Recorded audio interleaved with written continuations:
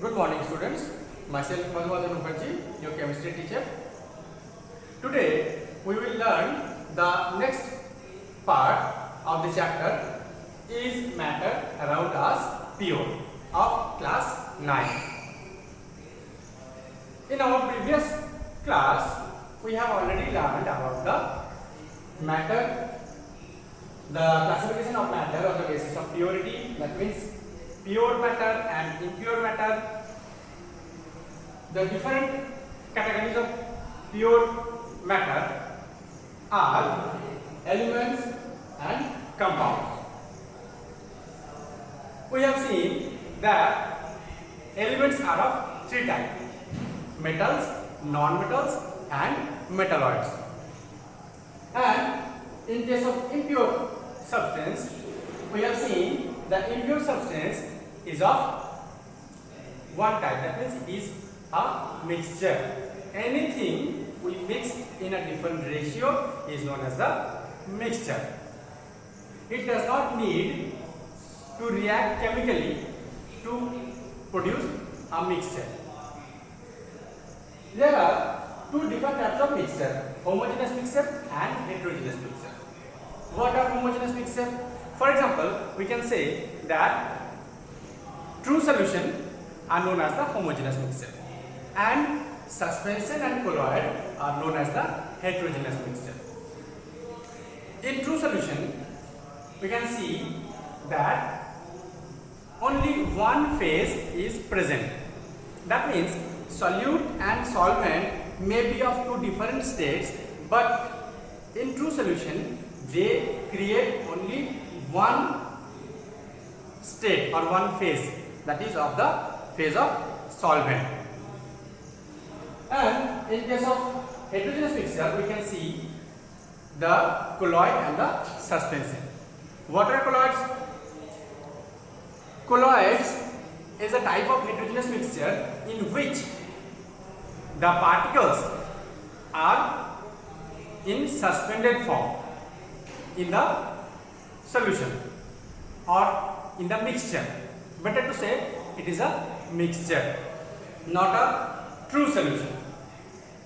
The particle size varies from 1 nanometer to 100 nanometer in colloids, and in suspension the particle size are of more than 100 nanometer, and they does not properly mix. They are settled down at the bottom of the mixture. Now we will learn about the true solution. Our today's topic is true solution, and we will study about true solution in details. Now let's begin. What is true solution? True solution is a homogeneous mixture in which the particle size of the solute are less than 1 nanometer. For example, we can say if we mixed some amount of salt in water, then true solution will prepare. How? When we add some salt or some sugar in water, salt or sugar completely mix in water, we will not find the trace amount of salt or sugar in the solution. That means only one state is present, that is the state of the water. That means the substance that present in the large amount, we can see the state of that substance only. In true solution there are two parts, that means one part is solute and another part is solvent. When solute and solvent mix together, it creates true solution. Why it is true solution? Because the properties of the solution that produced by the solute and solvent, that means salt and water, is the properties of homogeneous mixture. And In true solution, the solute is the substance that exists in the small amount, whereas the solvent is a substance that exists in the large amount. For example, the salt in the salt solution is solute, while the solvent is the water, because water, when you prepare the solution, the water present, the amount of the water is large and the amount of the salt is little, and salt and water mixed with each other and it produces the solution of the salt. It is known as the true solution. Why? Because it follows the properties of the homogeneous mixture. What are the properties? We have already learned in the previous class. The properties are: the particle size must be less than 1 nanometer and it does not show the Tyndall effect. What is Tyndall effect? We will discuss later. It does not appear more than one phase. That means in the solution we can find only one phase. That means the phase of the solvent, which available in the large amount. And the solute particles hide themselves among the particles of the solvent. That means the salt particles keep themselves hide between the particles of the solvent. Clear? Now, what is Tyndall effect? Tyndall effect, that means the scattering of the light. How? Scattering of light means when a light appears on some object, if the light scattered, that means the light rays, when the parallel light rays pass through any solution, if it scattered the light, that solution, if scattered the light rays and make us visible the solution, then it is known as the Tyndall effect. For example, if we put some water in a glass beaker and in a dark room and we pass some light, it may be a light of a torch, through the water of the glass beaker, then we will see that the light rays pass through the glass beaker as well as the water without scattering. That means if we observe very minutely, then the water will be visible very minutely. Otherwise, it is not visible.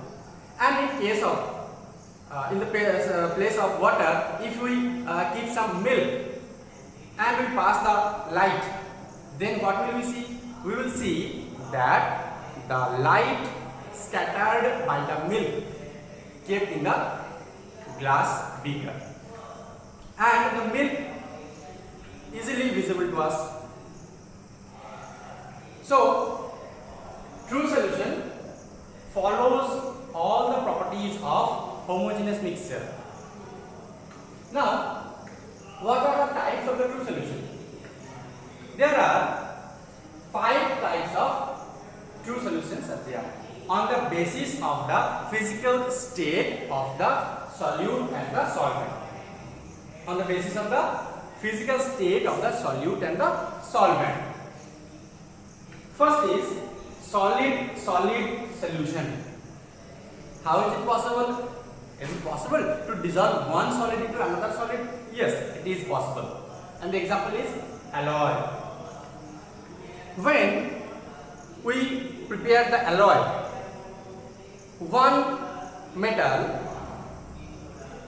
dissolved into another metal and it will produce the alloy. For example, brass is the alloy. Stainless steel, it is also alloy. stainless steel is made up of carbon, iron. Amalgam, it is also example of solid solution. Amalgam means it is the alloy of mercury and any metal. For example, if we take sodium amalgam, then the alloy is made up of mercury and sodium. Next, solid liquid solution. It is the most common form that we observe around us. That means the most commonly used true solution is solid liquid solution. That means, for example, salt in water, sugar in water, the substance will dissolve and prepare solution. That means salt and sugar is known as the solid liquid solution. It is also a true solution. Our next type is liquid solution. How is it possible to prepare the solution between two liquids? It is possible if we add some glycerol. If we add some glycerol in water, then it will prepare liquid solution. And another example is if we add some vinegar into water, if we add some orange juice, if we add some lemon juice into water, it is also a liquid solution. Our next type is liquid gas solution. How is it possible to produce a solution by a liquid and a gas? Yes, it is possible. The soda water is an example of the liquid gas solution. That means the soda water we drink, the cool drinks we drink of different companies is also a liquid gas solution. Our next part is gas solution. When the solute and solvent both are in gaseous state, it is known as the gas solution. Example, here the atmosphere around us, the different gas like nitrogen, like oxygen, carbon dioxide, the different gas mixed together and form the atmosphere. It is the true solution because it follows all the properties of the true solution or the homogeneous mixture. Next topic is the solute, the amount of the solute. When we add some salt in water, we prepare a solution. We add 10 gram of salt in 100 gram of water. For example, it will mix. We again add another 10 gram of salt in the water. Again it will dissolve. Ultimately, some amount after adding 50 or 60 or X amount, we will observe that not a single part, not a single crystal of the salt dissolved in the solution. That means why it is not dissolving in the solution? There are some reasons. What are that? Depending on the amount of the solute, solution are of two types: saturated solution and unsaturated solution. What is saturated solution and what is unsaturated solution? Saturated solution is the solution in which no more solute is added to the solution at a fixed temperature and pressure. So what is this? This is when we add some solute in a solvent, it will dissolve. But when the amount cross the limit, then the solute will not dissolve in the solution. Why? Because there are no more space available between the particles of the solvent. When we add some solute, the solute particles dissolve in the solvent. How they dissolve? They hide themselves between the particles of the solvent. And when no more space are available for hiding themselves, they remain as it is. They will not dissolve in the solution. This condition is known as the saturation, and the solution is known as the saturated solution. That means it is the condition, saturation is the condition in which no more solute can be added in any solution at a fixed temperature and pressure. These are the conditions. Temperature and pressure are the most vital conditions, vital factors during preparation of the solution. We will discuss it later. Now, what is unsaturated solution? Unsaturated solution is the solution when we can add some more amount of solute in the solution. That means below the saturation level. Below the saturation level, when solute is available in the solution, this condition is known as the unsaturated solution, or it is below the saturation point. So unsaturated solution is the condition of the solution where we can add some more amount of solute. Now there are some processes to convert the saturated solution into the unsaturated solution and the unsaturated ones into the saturated solution. How? If we change the temperature and the pressure, we can change the saturated solution into unsaturated solution. How? At 20 degrees centigrade, the saturation level of potassium nitrate salt is 20 gram. For example, if we change the temperature, that means we change the temperature from 20 to 30 degrees centigrade, then the kinetic energy of the solvent will also increase, and when the kinetic energy increase, the particles move away from each other. That means more space is available for hiding the solute particles. So if we give some heat is the form of energy.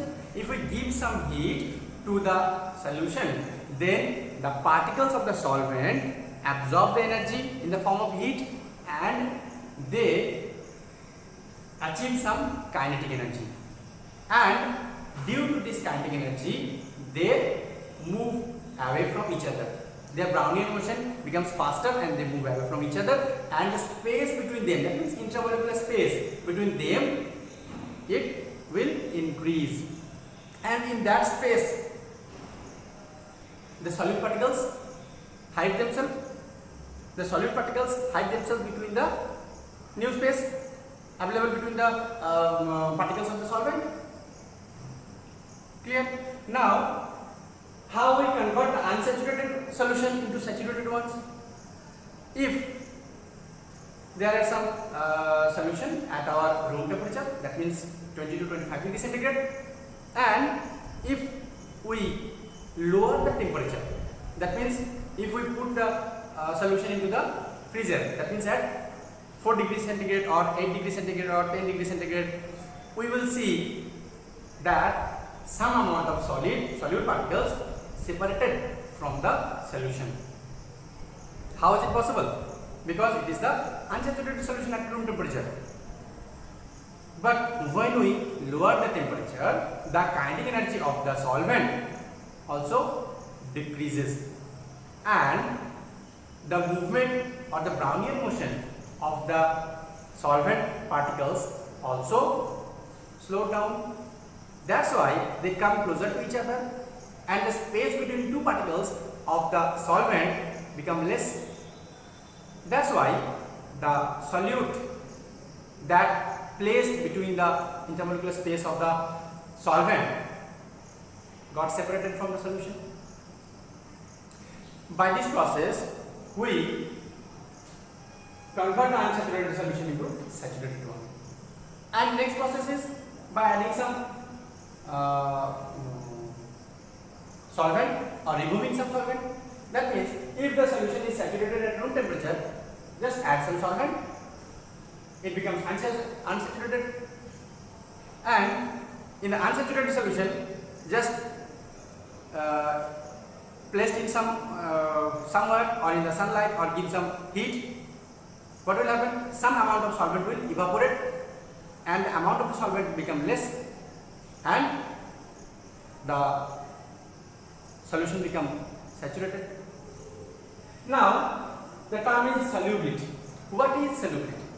Solubility is the term that means the capacity of dissolving the solute, the maximum amount of the solute dissolved in the 100 gram of any solvent. For example, you can say how many amount of sodium chloride will dissolve at the 100 gram of solvent, that means water. It is known as the solubility. At fixed temperature and fixed pressure, temperature and pressure must be constant, because if we change the temperature or the pressure, the solution will change itself. Either it change from unsaturated or it change to saturated, whatever it may be.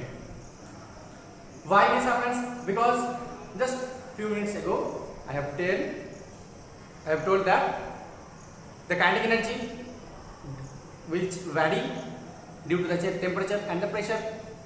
The kinetic energy directly related to the Brownian motion of the particles of the solvent. That's why the solution becomes saturated or unsaturated from its normal position. Now, if we change the temperature or the pressure, the solubility of any solution will change. Now, what is the concentration of a solution? The concentration of a solution means the amount of the solute present in any solution is known as the concentration, and we will denote in mass percentage or by volume percentage. What are they? When the mass of the solute present in any solvent, then we will find by the mass, then it is known as mass percentage. That means mass of the solute divided by the mass of the solution multiplied by 100. It is the value of mass percentage. And when the volume of the solute divided by the volume of the solution and multiplied by 100, it is known as the volume percentage. That means these are the two ways by which we can express the concentration of any solution. So, what is the concentration? Concentration is the amount of the solute present in any solution. That's all for today. Now, we will recapitulate once again what we have learned today. True solution. True solution is prepared by solute and solvent. Types of true solution on the basis of the physical states of the solute or the solvent. That means solid solution, solid liquid solution, liquid solution, liquid gas solution, and gas solution. We have already seen the examples of each type. Now we classified on depending on the amount of the solute. That means saturated and unsaturated. Saturated means when we are not able to dissolve any more solute to the solution is known as the saturated solution, and at fixed temperature and pressure. And unsaturated solution, about unsaturated solution, it is the condition where we can dissolve some more amount of solute in the solution. Next is solubility. It is the amount of the solute that dissolve in maximum amount of the solute dissolved in the 100 gram of any solvent. It depends on temperature and pressure. These are the two vital factors, because if we change the temperature or the pressure, the kinetic energy of the solvent will change and the Brownian motion also change, and the intermolecular space also varies. That's why the solubility also vary. Next, the concentration of the solution, that means the amount of the solute present in any solution. It is not mandatory to become 100 gram. Any amount of solution and any amount of solute. We can calculate the percentage by mass percentage or by volume percentage. In case of mass percentage, the mass of the solute divided by the mass of the solution and multiplied by 100, we will get the value of the mass percentage. And in case of volume percentage, the volume of the solute divided by the volume of the solution multiplied by 100, we will get the value of the volume percentage. Okay, thank you. That's all for today.